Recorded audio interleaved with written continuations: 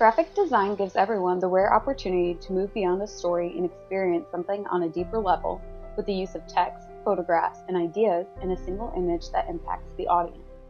Graphic design dates back thousands of years, beginning with cave drawings by early humans all over the world.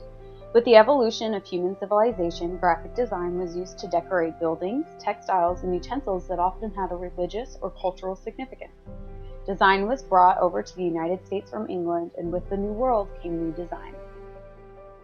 The old ways of carving, engravings, and the printing press eventually gave way to more modern tools of the trade.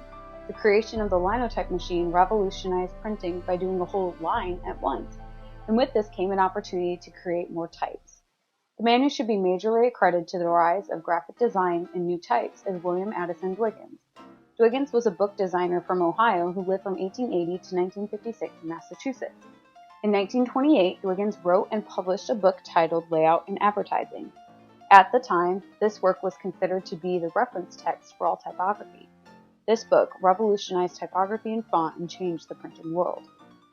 Dwiggins is accredited with designing several different typefaces for the linotype, including Electrica and Caledonia, both of which are still used today. He also coined the term graphic designer in 1922 when referring to himself in his line of work, and this term stuck and began to be used to describe anyone whose professional line was that of typography, calligraphy, book designs, and lettering. The 1920s ushered in many changes to the United States, including the modernization of graphic design. Art Deco is a term that is used to describe the art, architecture, and design from the 1920s through the 1940s, as seen in the use of geometric forms such as zigzags, sunbursts, and sharp lines that gives the audience a sense of the new modern era.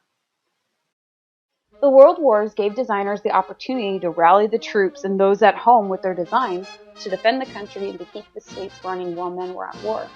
Iconic images such as Uncle Sam and Rosie the Riveter posters were some of the designs that came out of this era. With both the World Wars, many graphic designers immigrated to the United States and brought their new ideas that shaped post-war American art and design. Among these artists were Paul Rand, who used his understanding of the power of color and shape on his audience. His work began to get noticed when he came out with a poster promoting the New York subway advertising that incorporated geometric forms and colors as well as a bold target that conveyed the idea that one could hit the bullseye to reach potential audiences who ride the subway. Rand contributed greatly to the field of graphic design. Among his most notable works were his corporate image projects where he designed the logos of IBM, ABC Television, and the UPS. Rand contributed to the new movement of graphic design in the United States that led to the many iconic designs, particularly in the 1960s to the modern age.